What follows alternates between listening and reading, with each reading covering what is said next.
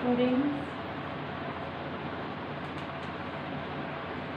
this is class 9th and we are studying economics here, and the chapter is going on the story of village Palampur. This is the chapter number 1 from economics, and today we will complete this chapter.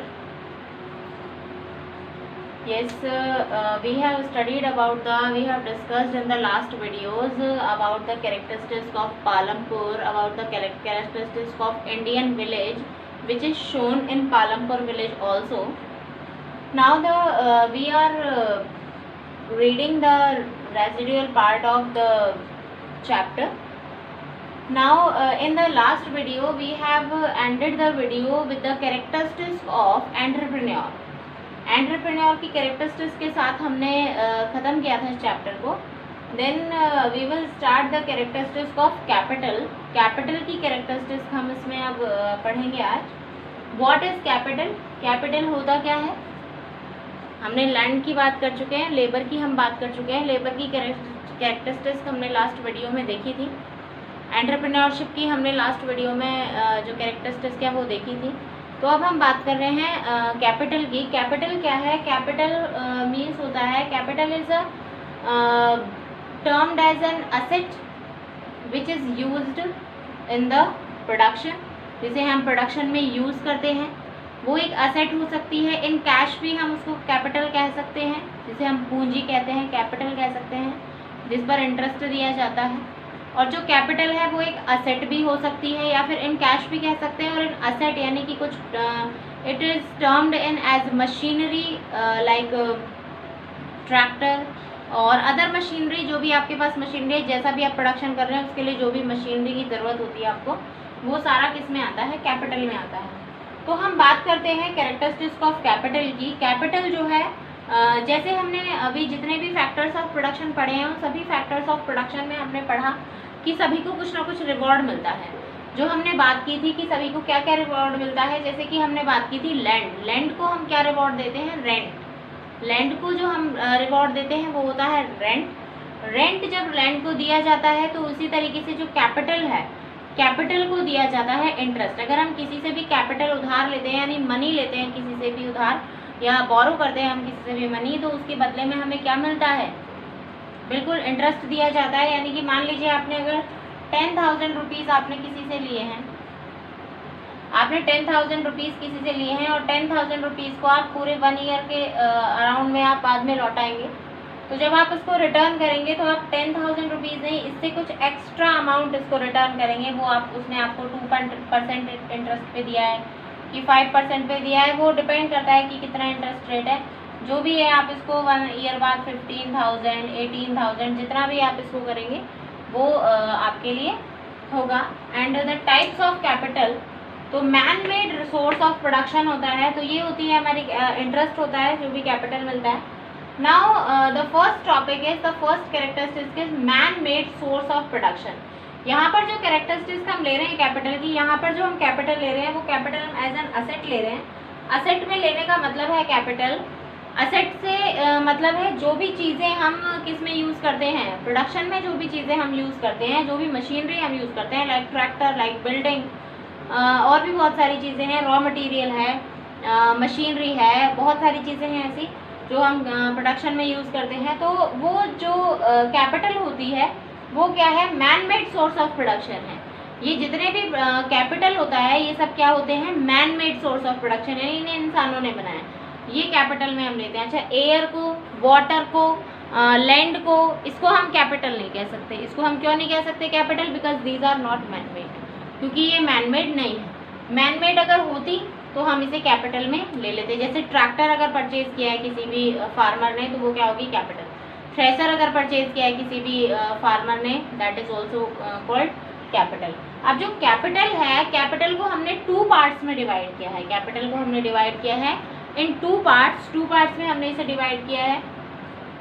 First is called fixed capital and second one is called working capital. तो 2 parts जो है उसमें first part है fixed capital, जिसके बारे में हम देखते हैं. फिक्स्ड कैपिटल, नाम से पता लग रहा है फिक्स्ड है. ये कैपिटल कैसी है? फिक्स्ड है. फिक्स्ड कैपिटल का मतलब यहाँ पर है कि ना तो इसको बार बार बढ़ाया जाएगा, ना ही इसको बार बार घटाया जाएगा। बार बार बढ़ाने और घटाने से मतलब यह है कि ना तो इसमें बहुत ज़्यादा और चीज़ें यूज़ की जाएंगी, ना कि प्रोडक्शन के हर स्टेज के साथ हम इसको इंक्रीज़ कर दें, ऐसा नहीं होगा। और ना ही ऐसा होगा कि प्रोडक्शन के हर स्टेज के साथ हम इसको हटाते जाएं, ये पॉसिबल नहीं है। यानी कि ये नाम इसमें फिक्स्ड दे दिया, तो ये बिल्कुल फिक्स ही है। फिक्स्ड कैपिटल हो गया। अब हम बात करते हैं फिक्स्ड कैपिटल क्या होता है। जैसे फॉर एग्जांपल हम बात करते हैं, हमने प्रोडक्शन स्टार्ट किया, या एग्रीकल्चर का ही हम ले लेते हैं। एग्रीकल्चर का प्रोडक्शन हमने स्टार्ट किया, तो जैसे हमने स्टार्ट किया तो लैंड तो था ही हमारे पास। अब हमने प्रोडक्शन के लिए हमने एक मशीनरी ले ली, जो सॉइंग मशीन होती है ना, जो बीज बोने वाली जो मशीन होती है, वो हमने ले ली। हमने एक ट्रैक्टर परचेज़ कर लिया, जिससे हमने प्लोइंग कर दिया। प्लोइंग करने के बाद हमने सॉइंग मशीन ले ली, वो ले लिया। उसके बाद हार्वेस्टिंग का टाइम आया तो हमने थ्रेशर परचेज़ कर लिया।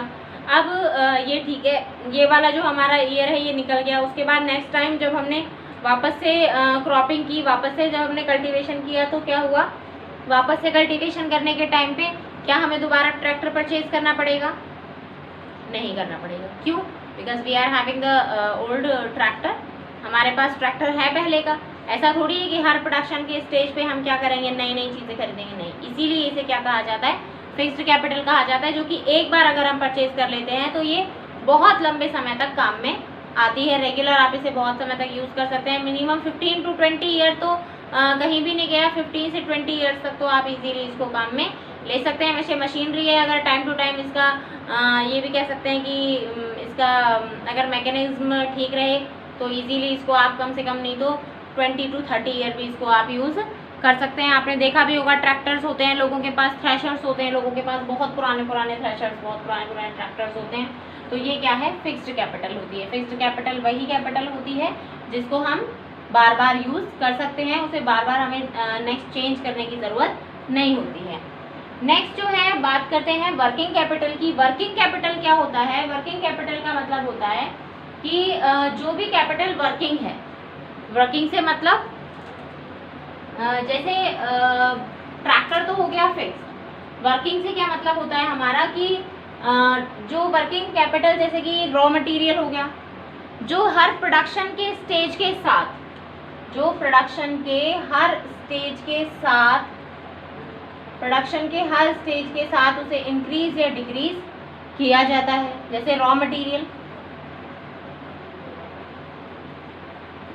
मान लीजिए मैंने यहाँ पर आज वीट का प्रोडक्शन स्टार्ट किया है, तो मैं वीट का प्रोडक्शन कर रही हूँ, तो मैंने उसके लिए सीड्स को लिया,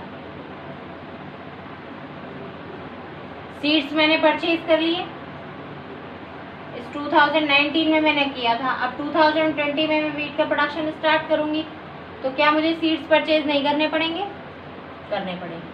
2020 में जब मैं स्टार्ट करूँगी तो भी मुझे सीड्स परचेज करने पड़ेंगे। क्यों पहले वाले क्यों नहीं किए? फिक्स्ड कैपिटल तो हम बार बार यूज़ कर रहे हैं, बिकॉज ये वर्किंग कैपिटल है, एक बार यूज़ हो गए, उसका तो काम अब खत्म हो गया, वो तो एग्जॉस्ट हो गए। अब क्या करेंगे? 2020 में तो न्यू सीड्स परचेज करने पड़ेंगे ना। लेबर भी एक इसका एग्जाम्पल है। इसमें हार्वेस्टिंग वगैरह के लिए हमने जो लेबर यूज़ की थी, क्या यहाँ पर अब उसी मजदूरी में जो हमने इनको वेजेस दी थी, क्या उसी में ही काम चल जाएगा? नहीं चलेगा। क्यों नहीं चलेगा? क्योंकि ये तो जो इन्होंने इस समय काम किया था उसकी वेजेस इनको मिली थी।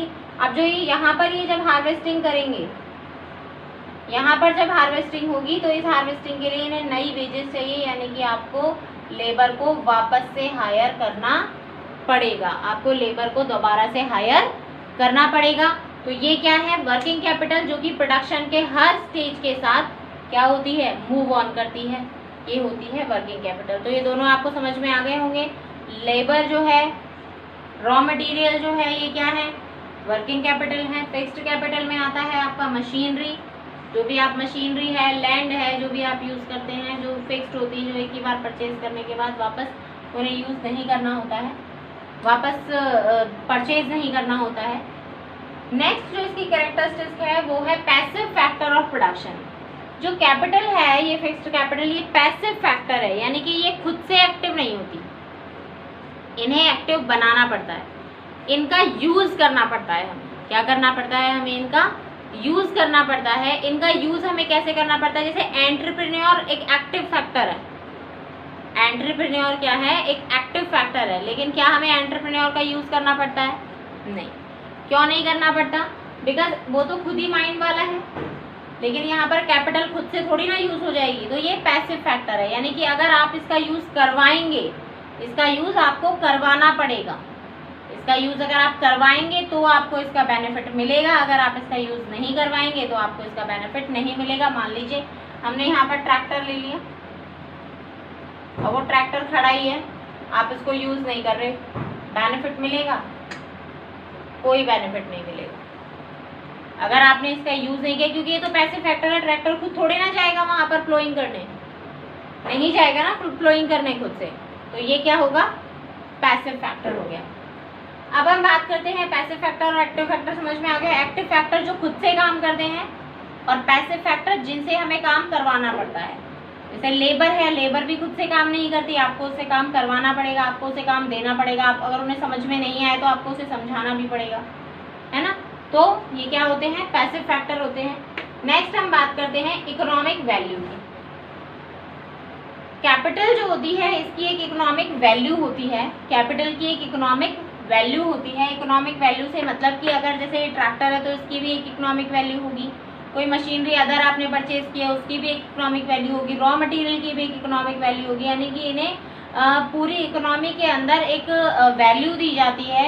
उसका जीडीपी में शेयर होता है, कितना आप जीडीपी में उसका शेयर डाल रहे हैं, कितना आपको इस कैपिटल से प्रॉफिट हो रहा है, कितना आपको इससे लॉस हो रहा है, कितना आपको इस पर इंटरेस्ट मिल रहा है, ये सारी चीज़ें आपकी इकोनॉमिक वैल्यू एग्जिस्ट करती हैं। और इकोनॉमिक वैल्यू एग्जिस्ट करती हैं इसका मतलब ये बहुत ज़्यादा इम्पोर्टेंट है।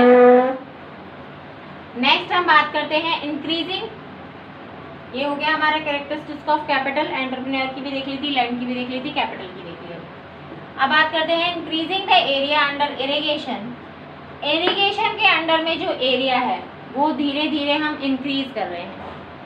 क्यों कर रहे हैं इंक्रीज हम उस एरिया को हम इंक्रीज कर रहे हैं बिकॉज इस एरिया को इंक्रीज करने के लिए, क्योंकि जो हमारे इंडिया में, हम इंडिया की बात कर रहे हैं मेनली, तो इंडिया में हमारे पास जो इरिगेशन फैसिलिटीज़ हैं वो बहुत कम हैं।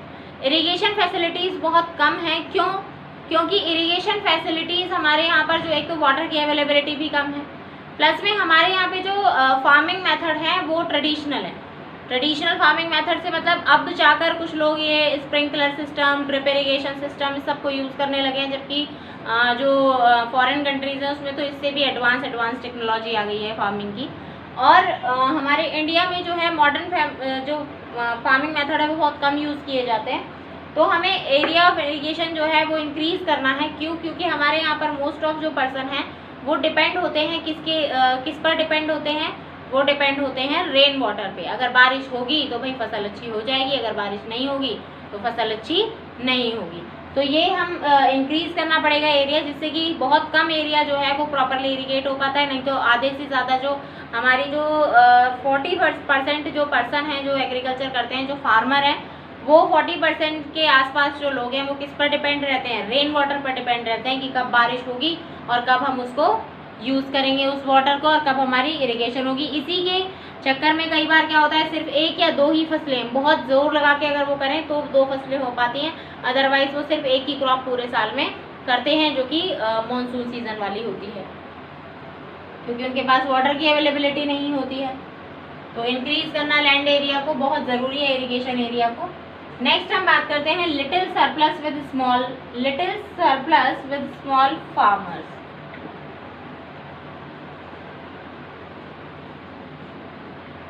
जो स्मॉल फार्मर्स हैं उनका लिटिल सरप्लस मिलना विद स्मॉल फार्मर। छोटे फार्मर्स जो होते हैं उनके पास बहुत थोड़ा सा सरप्लस आता है, क्योंकि जो छोटे फार्मर्स होते हैं वो जब इरिगेशन करते हैं, वो जब कल्टीवेशन करते हैं, तो उनका जो एम होता है, उनका एम ये होता है कि हाँ ठीक है, हम लोग क्या कर लेते हैं, थोड़ा सा प्रोडक्शन कर लेते हैं, और प्रोडक्शन करने के बाद सिर्फ हमें तो अपने लिए प्रोडक्शन करना है, सिर्फ अपनी नीड्स को सेटिस्फाई करने के लिए वो प्रोडक्शन करते हैं। और उस प्रोडक्शन को करने के बाद वो ऐसा सोचते नहीं है कि हमें बाहर भी सेल करना पड़ेगा। लेकिन जो थोड़ा बहुत सरप्लस बच जाता है तो उसको हमें क्या करना चाहिए, बाहर मार्केट में भेजना चाहिए, जिससे उन्हें भी कुछ पैसे की क्या हो, फायदा हो, उन्हें भी थोड़े बहुत पैसों का। केयरिंग ऑफ नेचुरल रिसोर्सेज, ये समझ में आ गया होगा आपको सभी को। Caring of natural resources, natural resources की केयरिंग हम कैसे करें और क्यों करें। वही फर्स्ट ऑफ ऑल तो नेचुरल रिसोर्सेज होते क्या है, natural resources which are gifted by the nature, जो नेचर के द्वारा हमें गिफ्ट किए जाते हैं। नेचर के द्वारा जो रिसोर्स गिफ्ट किए जा रहे हैं उन्हें नेचुरल रिसोर्स कहते हैं। हम ये नेचुरल रिसोर्सेज जो है इनकी केयरिंग कैसे करें और क्यों करें, क्या हुआ है ऐसा नेचुरल रिसोर्सेज के साथ जो हमें उनकी केयर करनी पड़ेगी। फर्स्ट है over using the modern farming method. Modern farming method जो है उनका ओवर यूज करना। हमने हमारे मॉडर्न फार्मिंग मेथड्स को बहुत ज़्यादा यूज़ किया है, जैसे केमिकल फर्टिलाइजर्स वगैरह हमने बहुत ज़्यादा यूज़ कर लिए हैं। जैसे मैंने आपको ग्रीन रिवॉल्यूशन के बारे में बताया था, केमिकल फर्टिलाइजर्स हम बहुत ज़्यादा यूज़ कर रहे हैं मॉडर्न फार्मिंग मेथड्स के थ्रू। और हम बहुत ज़्यादा यूज़ कर रहे हैं किसको, केमिकल फर्टिलाइजर्स को, पेस्टिसाइड्स को हम बहुत यूज़ कर रहे हैं। जो भी और भी ऐसे बहुत सारे फर्टिलाइजर्स हैं, यूरिया वगैरह डालना, जिससे क्या होता है कि जो हमारी लैंड है उसकी जो कल्टीवेटिंग जो कैपेसिटी है या वाटर ऑब्जर्विंग जो कैपेसिटी है वो धीरे धीरे क्या होती जा रही है, कम होती जा रही है। वो जैसे जैसे कम होती जा रही है वैसे वैसे हमारी जो लैंड है वो इनफर्टाइल होती जा रही है। और उस इनफर्टाइल होती लैंड के लिए एक जस्ट एक क्या जो मेजर है, एक उपाय है वो बचता है। क्या उपाय बचता है, सिर्फ हमें ये कि मॉडर्न फार्मिंग मेथड्स को धीरे धीरे यूज़ करना, हमें कम करना चाहिए। मैंने बताया था डॉक्टर APJ अब्दुल कलाम ने कहा था कि हमें एक अनादर ग्रीन रिवॉल्यूशन की नीड है, और उस ग्रीन रिवॉल्यूशन में क्या करना चाहिए, हमें उस ग्रीन रिवॉल्यूशन में हमें जो हमारे मॉडर्न फार्मिंग मेथड्स हैं उनको नो कहना है, और जो हमारे ट्रेडिशनल जो फार्मिंग मेथड्स हैं उनको हमें यस कहना है, और हमें ट्रेडिशनल फार्मिंग मेथड्स को ही यूज़ करना है। ये हमारे जो डॉक्टर APJ अब्दुल कलाम थे उन्होंने ये हमें आइडिया दिया था, सजेस्ट किया था उन्होंने हमें। तो मॉडर्न फार्मिंग मेथड्स का यूज़ करने से हमारे जो नेचुरल रिसोर्सेज हैं वो बहुत ज़्यादा पल्यूट हो रहे हैं, बहुत ज़्यादा ख़राब हो रहे हैं। तो इसीलिए हमें उनका ध्यान रखना पड़ेगा और हमें ट्रेडिशनल मेथड्स को ही यूज़ करना चाहिए। मॉडर्न फार्मिंग में भी ऐसे मेथड्स को यूज़ करें जिससे हमारे जो रिसोर्सेज हैं उनको बहुत ज़्यादा नुकसान ना हो। नेक्स्ट बात करते हैं loss of soil fertility. Soil की जो फर्टिलिटी है वो धीरे धीरे क्या होती जा रही है, कम होती जा रही है। सॉइल की फर्टिलिटी कम होने का मतलब है कि सॉइल जो है हमारी वो अब जितना प्रोडक्शन पहले देती थी उतना प्रोडक्शन नहीं दे पा रही है, यानी कि सॉइल को इनफर्टाइल बनाने में भी किसका हाथ है, मॉडर्न फार्मिंग मेथड्स का हाथ है। तो इसीलिए भी हमें नेचुरल रिसोर्सेज की केयर करनी चाहिए। नेक्स्ट हम बात कर रहे हैं reducing water table. Water table reduce होता जा रहा है धीरे धीरे। जिस तेज़ी से, जिस स्पीड से हम यूज़ कर रहे हैं वाटर को, जिस तेज़ी से हम वाटर को यूज़ कर रहे हैं और प्लस में रेन हो नहीं रही है, तो हमारे पास पानी की क्या आ रही है, बहुत ज़्यादा कमी आ रही है। तो पानी की कमी इतनी होने की वजह से हमारा जो वाटर टेबल है वो बहुत ज़्यादा रिड्यूस होता जा रहा है। वाटर टेबल इतना रिड्यूस होने की वजह से हमारा जो वाटर लेवल है वो गिर गया है, और यहाँ तक कि पोर्टेबल वाटर यानी ड्रिंकिंग वाटर भी अब हमें अवेलेबल नहीं है। अब हम बात करते हैं नेक्स्ट की, वो है पॉल्यूशन ऑफ ग्राउंड वाटर। जो ग्राउंड वाटर है वो भी धीरे धीरे पॉल्यूट हो रहा है, क्योंकि हमारी जो कंपनीज हैं, बहुत सारी फैक्ट्रीज हैं, उनसे इतना ज़्यादा कचरा, इतना ज़्यादा जो भी पॉल्यूटेड जो वाटर है वो निकल रहा है, और उसको जो सारा जो वाटर है वो रिवर में डाल दिया जाता है या फिर उसको अंडरग्राउंड में भी छोड़ दिया जाता है, क्योंकि बहुत ज़्यादा रेस्ट्रिक्शंस हो गए हैं ओपनली छोड़ने के लिए। तो पॉल्यूशन ऑफ ग्राउंड वाटर भी बहुत ज़्यादा पॉल्यूट हो रहा है इस वजह से। नेक्स्ट है केमिकल फर्टिलाइजर के useful bacteria from the soil. जो केमिकल फर्टिलाइजर्स हम मॉडर्न फार्मिंग मेथड्स के अकॉर्डिंग हम यूज़ करते हैं, उन मॉडर्न फार्मिंग मेथड्स में यानी उन वो केमिकल जो फर्टिलाइजर्स होते हैं वो हमारी सॉइल में से जो यूजफुल बैक्टीरिया है, क्योंकि हम तो उन्हें जो भी अनवांटेड जो भी प्लांट्स हैं उसके लिए हम केमिकल फर्टिलाइज़र यूज़ करते हैं, या फिर कुछ भी ऐसे जो पेस्ट होते हैं उनको कंट्रोल करने के लिए हम इनको यूज़ करते हैं। लेकिन उससे क्या होता है, हमारी सॉइल के अंदर जो यूजफुल बैक्टीरियाज होते हैं वो सारे के सारे क्या हो जाते हैं, ख़त्म हो जाते हैं। और उनके ख़त्म होने का मतलब है कि हमारी जो सॉइल है जो अपने आप खुद को रीफर्टाइल करती है, क्योंकि हमारी सॉइल के अंदर एक ये क्वालिटी होती है कि कोई भी जो सॉइल होती है वो एक बार जब उस पर क्रॉपिंग हो जाती है तो उसके बाद इन 1 ईयर के अंदर वो अपने आप ही उस सॉइल जो है वो अपने आप को नेक्स्ट क्रॉप के लिए तैयार कर लेती है, और जितने भी मिनरल्स उसमें से लॉस हुए हैं वो सारे मिनरल्स, सारे न्यूट्रिएंट्स वो अपने अंदर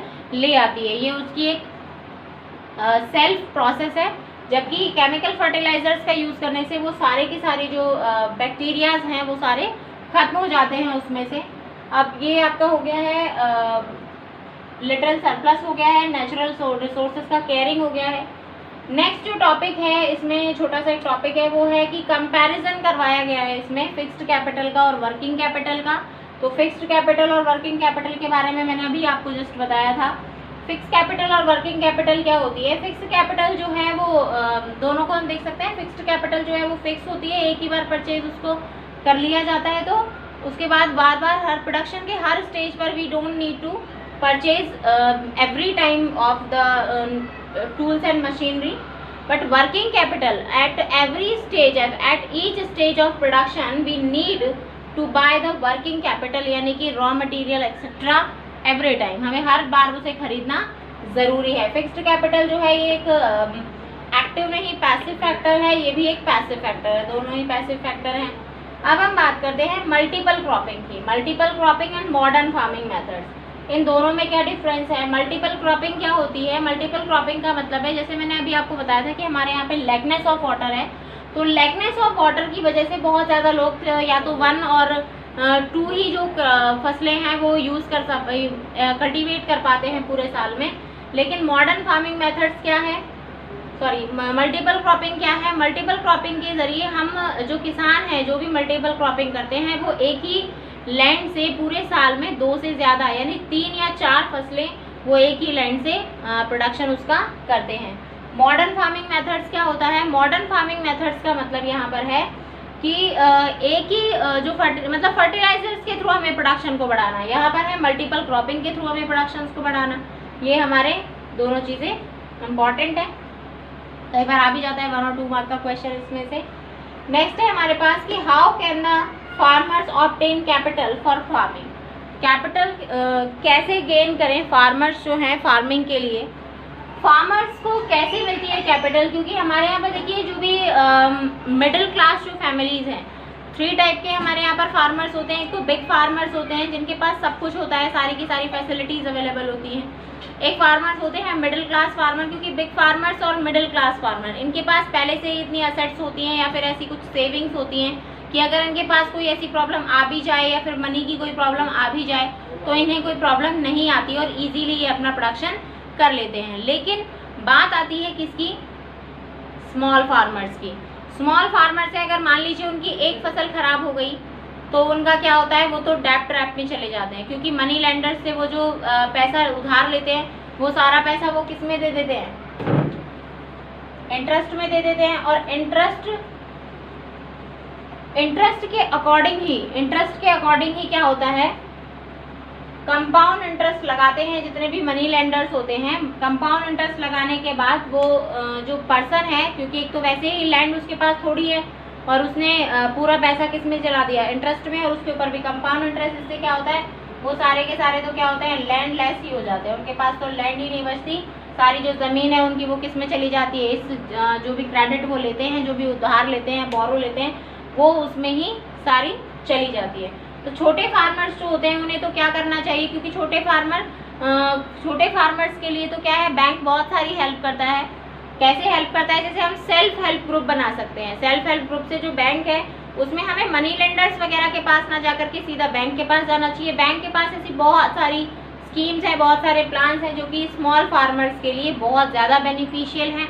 और अगर हम ऐसा करेंगे स्मॉल फार्मर्स के पास, अगर हम स्मॉल फार्मर्स अगर बैंक के पास जाएं तो उससे ये मनी लेंडर्स के पास तो क्या होता है कि फिर सारा एक ही हाथ में पैसा स्टोर होकर रह जाता है। लेकिन बैंक के पास जाने से हमारी जीडीपी में भी क्या होता है? ग्रोथ होती है, और हमारे देश के डेवलपमेंट में भी, हमारी कंट्री के डेवलपमेंट में भी हमें क्या मिलता है? बेनिफिट मिलता है। तो ये क्या है? हमारा चैप्टर है। तो फार्मर्स इस तरीके से ऑब्टेन कर सकते हैं। तो इसमें चैप्टर में हमने ये पढ़ा, कंप्लीट हो गया है आज आपका चैप्टर। क्वेश्चन आंसर्स वगैरह सेंड कर देंगे आपको। बाकी आप सबके पास बुक्स हैं तो आप बुक्स में से आप क्वेश्चंस कर सकते हैं। इसको ध्यान से पढ़ लीजिएगा, किसी भी दिन आपका एक टेस्ट भी ले सकते हैं। और कंप्लीट हो गया है चैप्टर अब आपका। नेक्स्ट चैप्टर हम पढ़ेंगे इकोनॉमिक्स का ही सेकेंड चैप्टर हम पढ़ेंगे। इकोनॉमिक्स का जो सेकेंड चैप्टर है वो है आपका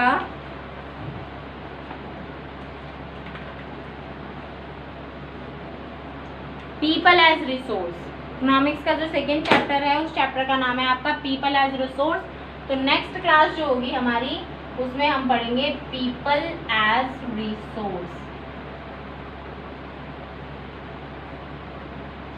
Okay, so till then study this chapter. So thank you, have a nice day.